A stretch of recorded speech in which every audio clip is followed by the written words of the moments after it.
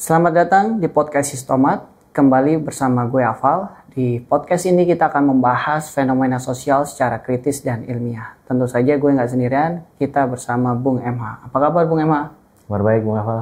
Baik Bung. Kemarin kan kita sudah membahas industrialisasi yang terjadi di negara Korea Selatan. Kemudian Korsel itu berhasil menjadi negara industri, negara maju. Sedangkan sebaliknya Indonesia yang pada tahun 50-an ekonominya sama, itu seperti ini aja Bung. Bahkan terjadi deindustrialisasi prematur. Bung bisa jelaskan nggak kenapa Indonesia seperti ini? Iya, jadi memang kasus kegagalan Indonesia ya melakukan industrialisasi ini sebenarnya bukan khas Indonesia.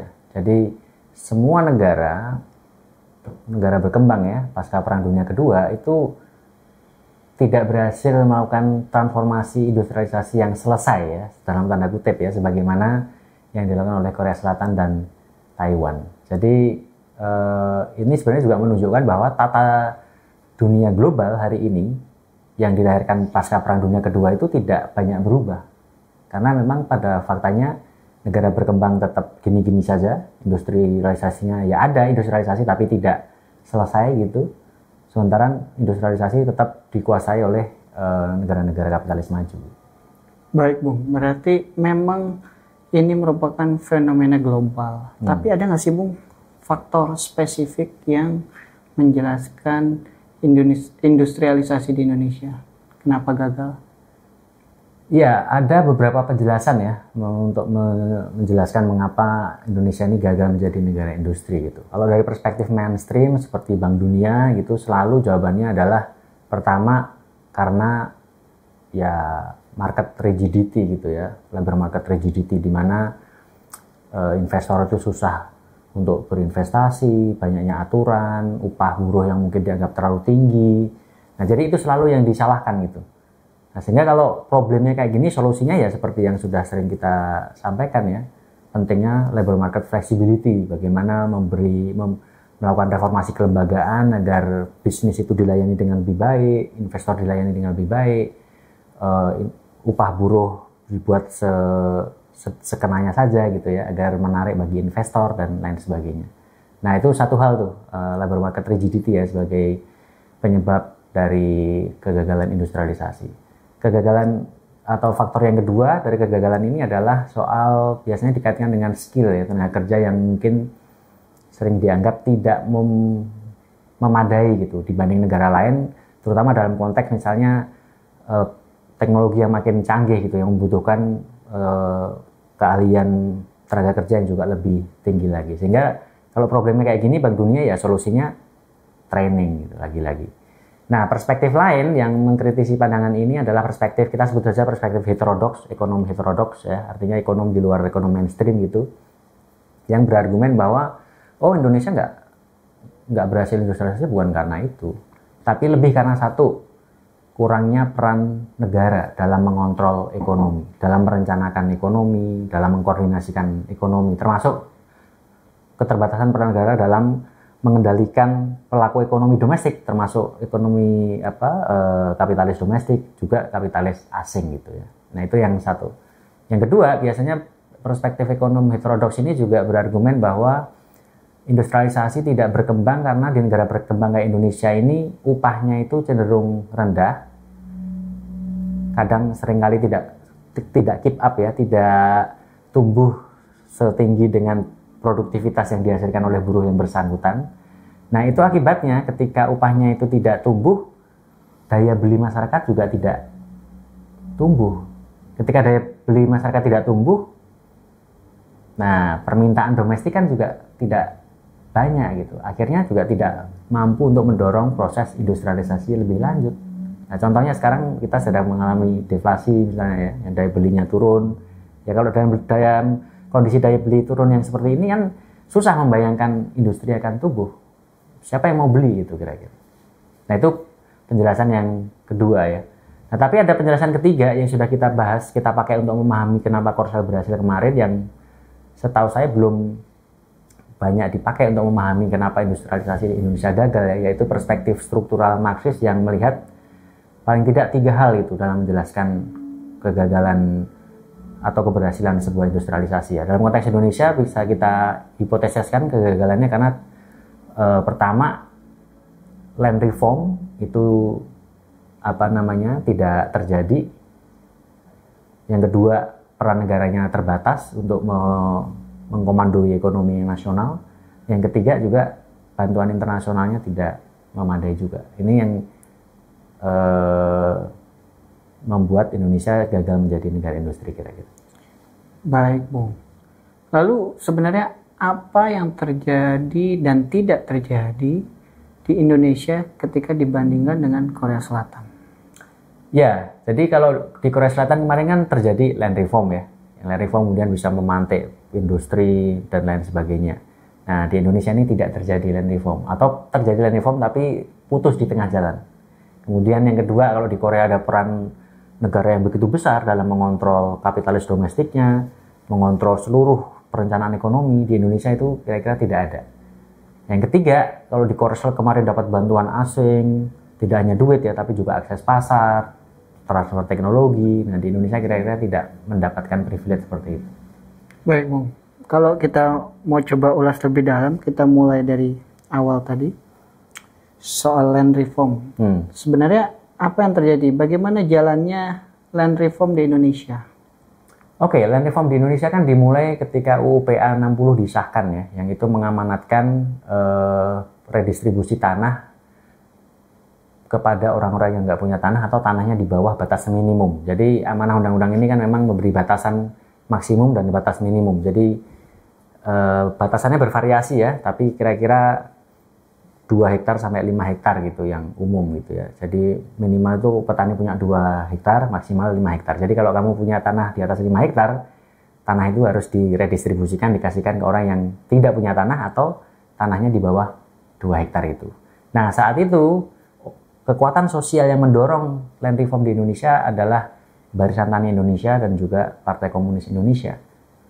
Kalau di Korea kan kemarin yang mendorong land reform kan justru pemerintah militer Amerika Serikat ya. Kalau di Indonesia didukung oleh kekuatan sosial tadi ya, PTI dan juga PKI yang mendukung upaya buruh tani yang nggak bertanah maupun petani gurem untuk mendapatkan tanah lebih luas agar hidupnya bisa lebih layak gitu kira-kira. Nah, apa yang terjadi kemudian dari land reform ini? Namanya aja land reform, redistribusi. Kalau Bung Afal tanahnya mau diambil negara dikasihkan ke orang yang nggak punya tanah, Bung Afal yang punya tanah luas akan terima nggak kira-kira? Kecewa, marah gitu kan? Dan bisa melawan balik gitu ya. Dan ini yang menandai proses land reform saat itu. Jadi di tahun 60-an proses land reformnya itu cenderung lambat karena ada perlawanan gitu dari para tuan tanah, petani kapitalis yang tidak suka kalau tanahnya itu diambil negara, dikasihkan, diredistribusikan ke orang-orang yang nggak punya tanah. Nah, jadi ini satu hal yang pertama-tama sudah memperlambat proses land reform itu sendiri. Tapi ketika prosesnya itu sudah berjalan lambat, di tahun 65 terjadi huru-hara gitu ya. Terjadi peristiwa 65 yang itu menimbulkan pembantaian massal besar-besaran terhadap orang-orang yang dituduh kiri. Ataupun orang kiri, ataupun simpatisan dan orang-orang yang dianggap kiri gitu.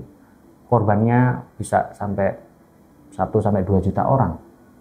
Nah, ini artinya kekuatan sosial yang tadinya mendukung land reform seperti BTI dan PKI juga hancur gitu karena mengalami penumpasan secara fisik gitu.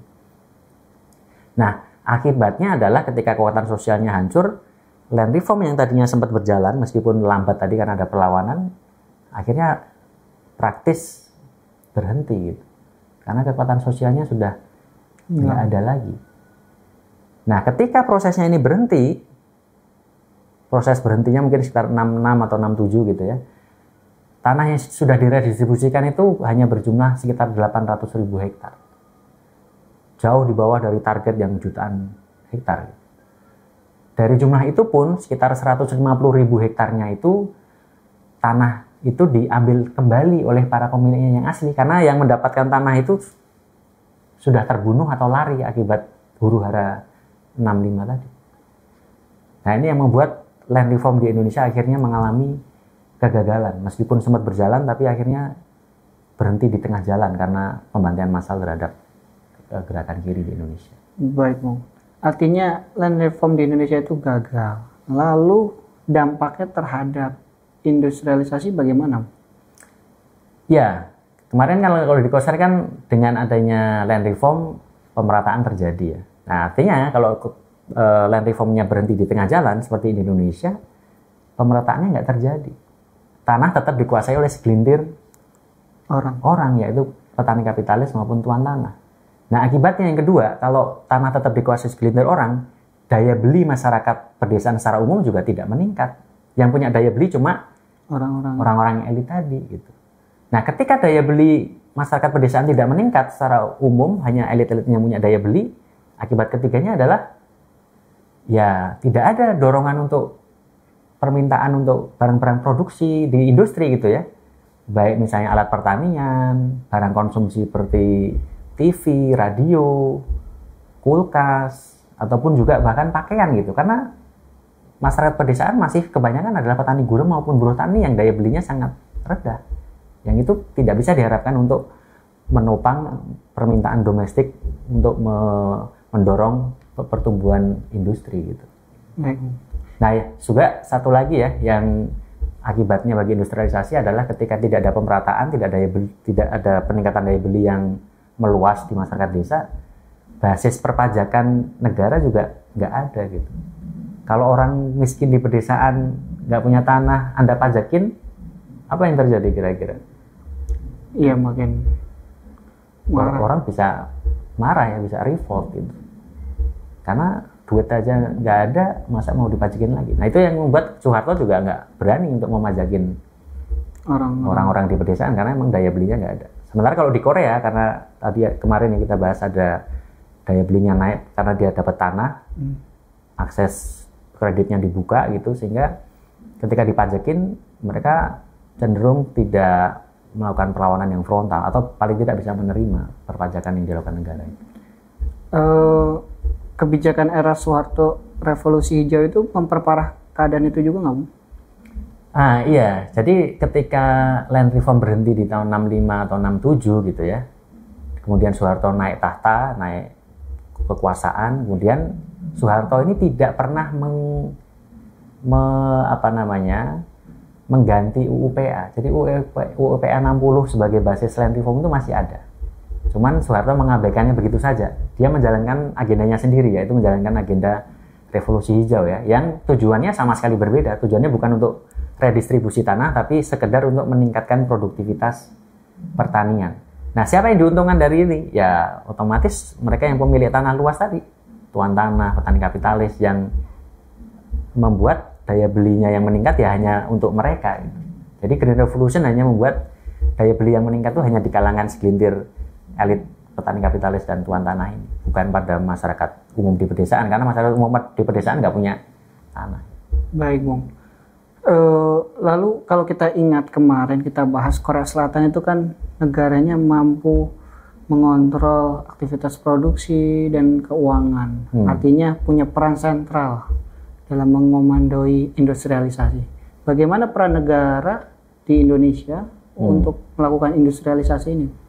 Oke, kita bisa bagi dalam dua fase ya. Jadi di tahun 70-an itu negara cukup punya kontrol yang besar gitu dalam mengontrol keuangan, karena memang di saat itu negara punya duit dari oil boom gitu ya. Nah, tapi di tahun itu, tahun 70-an ketika negara punya kontrol, masalahnya, nah kalau kemarin kita ingat di Korsel itu negara itu selain ngasih fasilitas ya, lisensi, proteksi, subsidi, pemerintah Korsel kan ngasih tugas kepada para cebolnya, yaitu kamu harus memaksimalkan ekspor, yang kedua kamu harus bisa inovatif agar bisa kompetitif di pasar global. Nah, Soeharto saat itu meskipun punya kontrol yang lumayan besar di tahun 70-an, dia tidak memberikan tugas seperti itu kepada para kapitalis domestiknya gitu. Tidak ada semacam target ekspor yang jelas, tidak ada penalti kalau tidak mencapai itu, tidak ada keharusan untuk inovasi, dan tidak ada penalti kalau tidak melakukan itu gitu ya. Sehingga ya bisnis as usual, kapitalis domestik hanya memproduksi, jual, untung, tapi tidak punya visi bagaimana membuat barang-barang industri yang bisa laku, bisa kompetitif di tingkat global. Nah, kesempatannya itu berakhir ketika duit oil boomnya selesai gitu ya, di tahun 80-an ketika harga minyak udah turun lagi, negara nggak punya duit lagi, akhirnya negara tidak punya kontrol yang besar dalam kegiatan industrialisasinya, karena kemudian yang mengontrol adalah korporasi asing dan investor asing yang masuk ke Indonesia sejak tahun 80-an ketika Indonesia sudah tidak punya sumber daya yang besar sebagaimana di tahun 70-an tadi. Baik, Bung. Soal oil boom itu, apakah memang tidak bisa mensupport negara Indonesia mempunyai kekuatan untuk mengontrol para kapitalis domestik kita?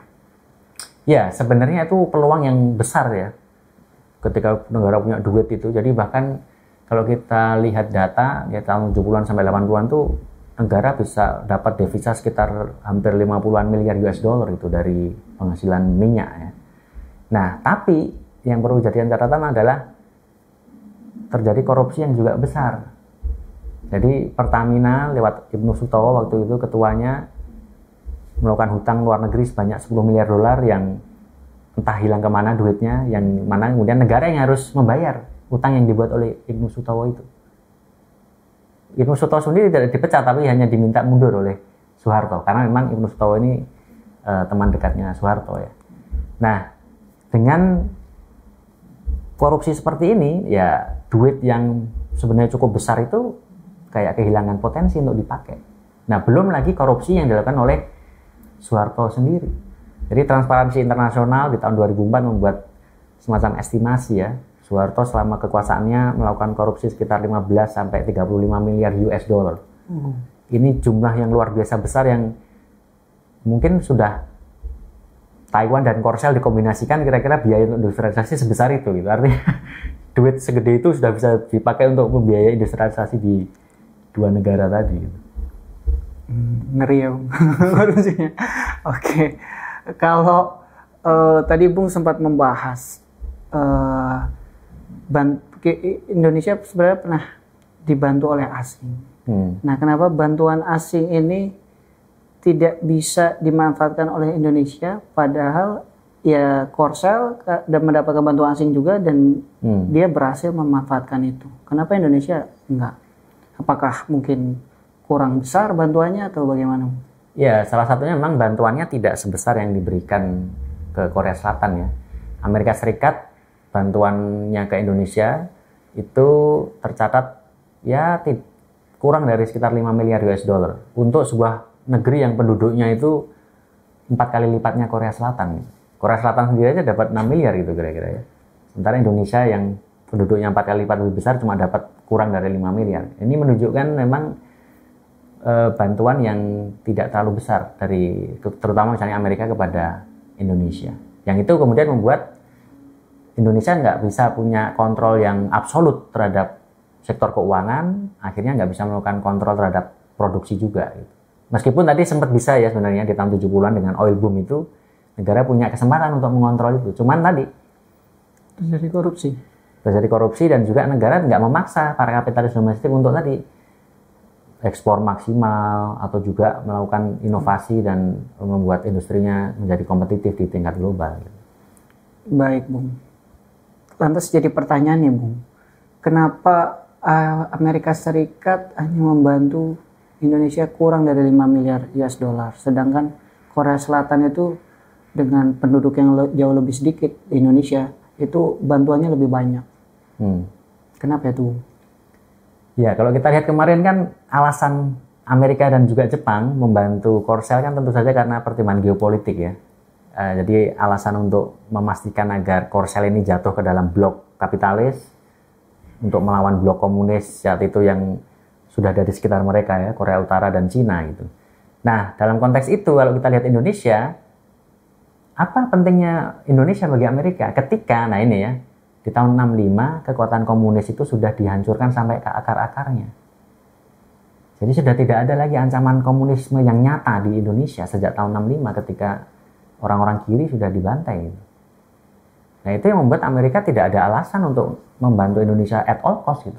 Ya kalau bantu ya bantu-bantu sekedarnya saja. Sekedar menjadi mitra aliansi bahwa oh ya kamu bagian dari sekutu Amerika, tapi nggak sampai membuat Amerika harus mengeluarkan duit sebagaimana mereka lakukan untuk Korsel yang banyak luar biasa besar, karena memang kekuatan komunis, ancaman nyata komunisme di Indonesia sudah habis dihancurkan sejak 65. Baik, Bung. Berarti memang ada situasi global yang kemudian mendorong kepentingan Amerika Serikat di Korea Selatan dan tidak ada lagi kepentingan Amerika Serikat di Indonesia pasca 65. Bung, kalau kita tarik lagi tadi pada kenyataannya memang land reform tidak terjadi, kemudian industrialisasi kita tidak optimal. Jadi sebelum krisis 97 itu memang basis industri kita itu memang sudah tidak kuat ya, Bung. Dan ketika terjadi krisis 97 makin terjadi malah terjadi deindustrialisasi prematur. Apakah benar seperti itu, Bung? Ya, jadi tadi kan kita bisa lihat bagaimana basis industri kita itu tidak kuat ya, karena pertama dia tidak kompetitif tadi. Para kapitalis domestiknya tidak dipaksa untuk kompetitif itu ya, di tahun 70-an ketika negara punya power itu. Dari tahun 80-an ketika negara udah nggak punya power, industrialisasi murni dikendalikan oleh kapital asing ya, yang terjadi di Indonesia saat itu adalah industri yang sifatnya itu dangkal. Kenapa disebut dangkal? Karena yang terjadi adalah Indonesia hanya merakit. Jadi misalnya suku-suku cadang elektronik atau otomotif diimpor, kemudian dirakit di Indonesia, dijual lagi gitu. Jadi tidak ada industri dari hulu ke hilir gitu. Yang itu terjadi di Korea Selatan. Nah akibatnya ketika industri kita hanya, pengamat menyebutnya industri yang semacam ini adalah industri yang dangkal ya, shallow industrialization, karena tidak ada koneksi dari hulu ke hilir gitu. Dan akibatnya ketika industrialisasi itu hanya dangkal, tidak ada basis yang kuat, ketika terjadi krisis dan kapital asing itu keluar dari Indonesia berduyun-duyun pasca 98, ya kita kehilangan engine untuk menjaga pertumbuhan industri itu, karena selama ini mengandalkan investor asing tadi. Akhirnya yang terjadi adalah penurunan kontribusi industri atau yang kemudian disebut deindustrialisasi prematur tadi. Baik, Bung. Lantas gimana, Bung? Apakah Indonesia masih punya harapan untuk menjadi negara industri dengan kondisi saat ini? Ya, sebenarnya agak sulit ya membayangkan industrialisasi di Indonesia hari ini ketika kita melihat pasca Perang Dunia Kedua hanya Korsel dan Taiwan, dan kita tahu kemarin ya mengapa mereka bisa melakukan itu. Di Indonesia ini kan kalau kita lihat tadi ya, pertama land reformnya gagal. Tidak ada kekuatan sosial yang bisa mendorong land reform, yang itu sangat penting bagi industrialisasi.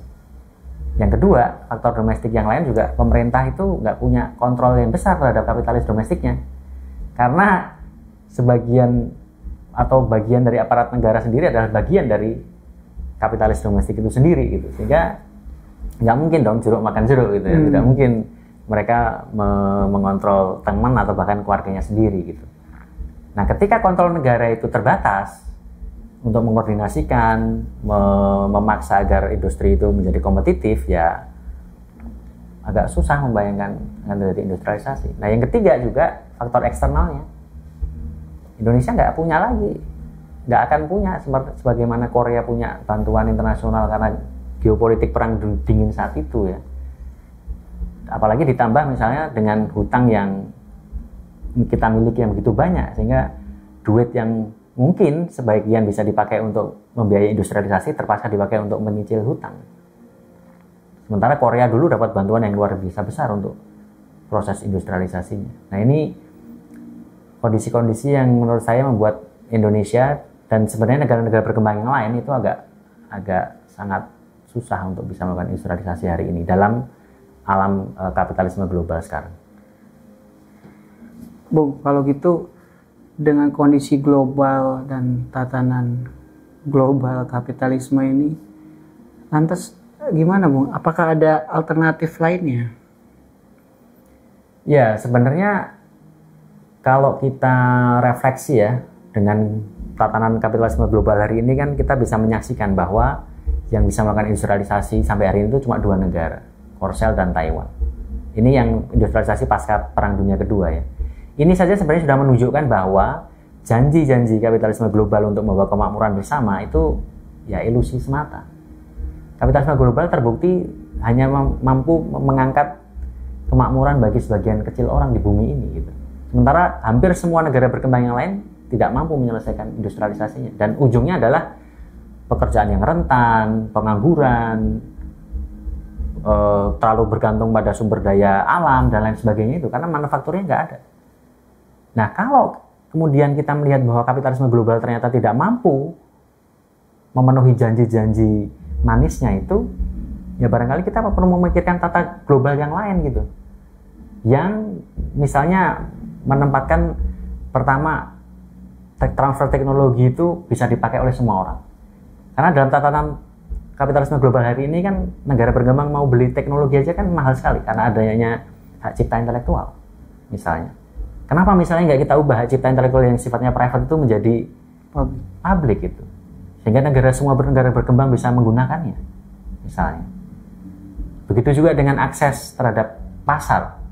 Selama ini kan negara berkembang diberi banyak rintangan ya untuk bisa mengakses pasar dari negara kapitalis maju dengan berbagai alasan. Oh, ini standar keamanannya kurang, standar ini macam-macam kurang. Yang itu lagi-lagi kembali ke persoalan teknologi tadi. Ya gimana kita bisa mencapai standar keamanan yang baik sebagaimana yang disyaratkan negara kapitalis maju kalau in the first place kita nggak punya teknologi yang memadai. Karena tadi hambatan hak cipta intelektual, harganya yang mahal, lisensi teknologinya. Sementara kita dulu dijajah ratusan tahun yang membuat kita hampir nggak punya sumber daya untuk bisa mengakses teknologi yang mahal itu. Baik. Artinya memang sulit ya Bung untuk negara pinggiran seperti Indonesia ataupun negara-negara lainnya dalam tatanan global saat ini, yaitu kapitalisme global itu untuk maju, untuk menjadi negara industri itu sangat sulit. Baik, teman-teman, mungkin itu dulu kesimpulan yang bisa kita sampaikan. Obrolan kita akan kita lanjutkan di episode selanjutnya. Sampai jumpa.